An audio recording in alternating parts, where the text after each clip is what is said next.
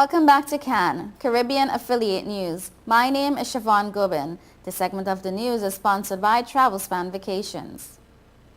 In Jamaica, Marlon Francis, the accounting clerk, wanted for questioning in a multi-million-dollar case of fraud at the Jamaica Teachers Association, may have fled the island, according to JTA President Clayton Hall.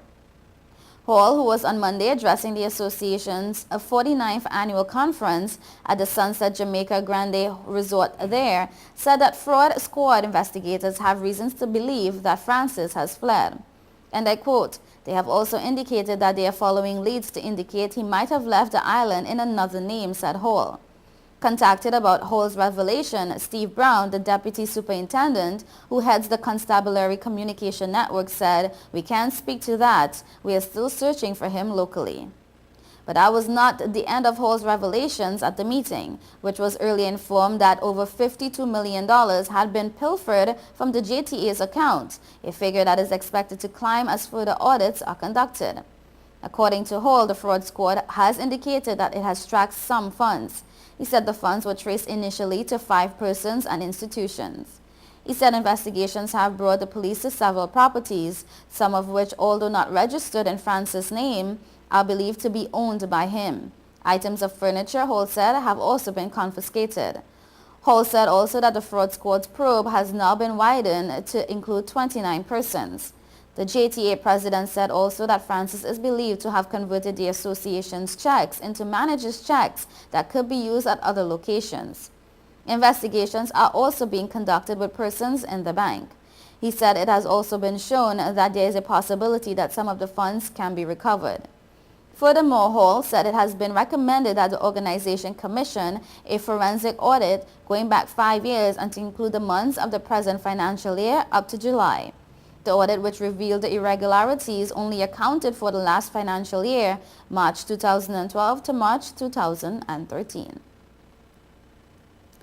In Trinidad and Tobago, officers of the Northern Division thwarted the escape of 3 thieves on Monday, minutes after they robbed a lotto booth in St. Augustine.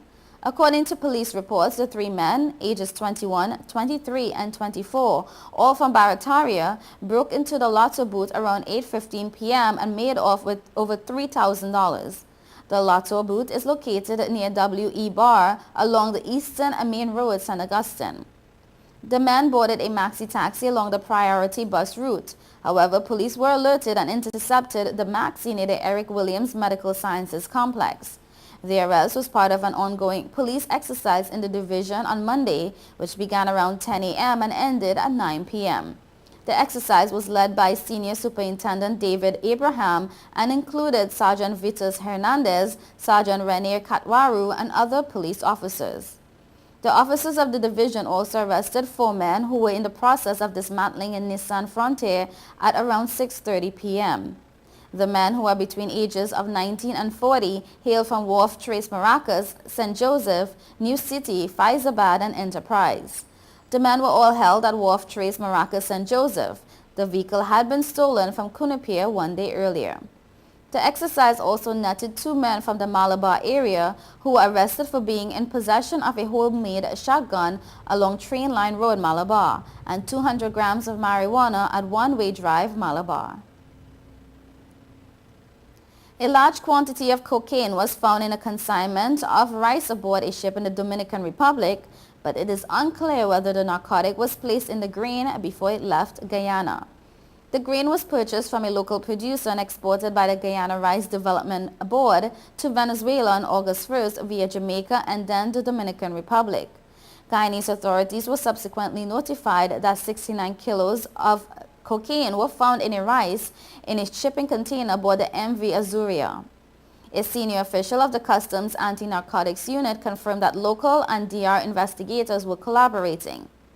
The CANU official emphasized that probe teams were trying to ascertain whether the drug was placed in the shipment of rice in Guyana or in Jamaica or the Dominican Republic. Right now, we can't say for sure, said the top local investigator. No one has been detained locally in connection with a drug find.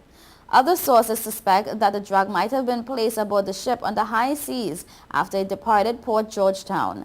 A city-based shipping company processed documentation for the rice shipment. The Dominican Republic publication Mundo Quisqueyano on August 13th reported that the country's National Drugs Control Agency that seized 69 packages of cocaine or heroin in Puerto Casido, a Liberian flag container from Jamaica.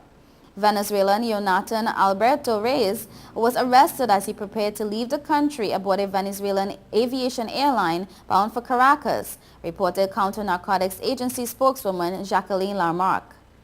She explained that the container was opened in the presence of a prosecutor from the province of Santo Domingo, Port Authority and officials, and the Deputy Director of Military Security, among other authorities.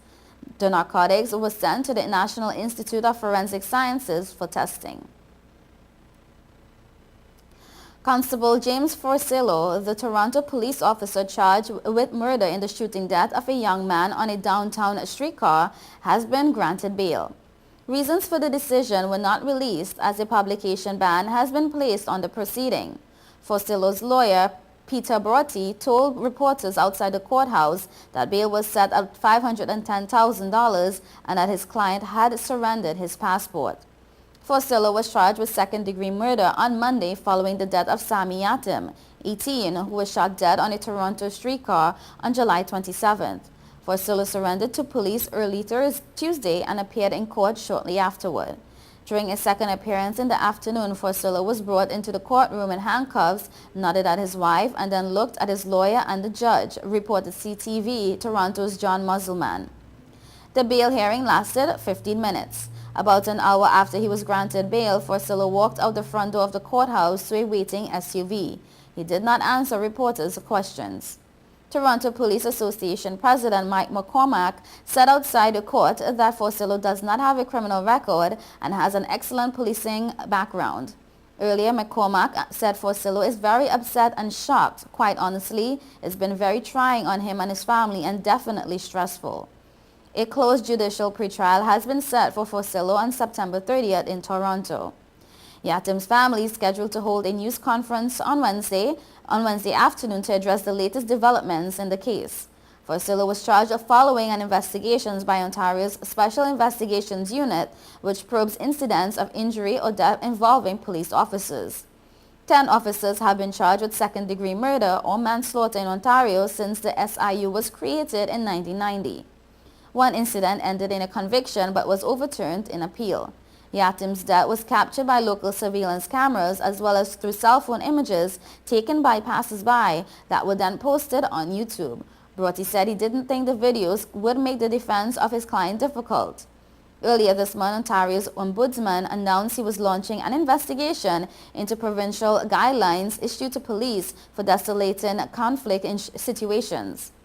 Andre Marin said the investigation would look at how the province trains officers to respond to conflict situations and whether a province-wide standard is needed. Days later, Toronto Police Chief Bill Blair announced that retired Judge Dennis O'Connor would review use of force tactics by his officers.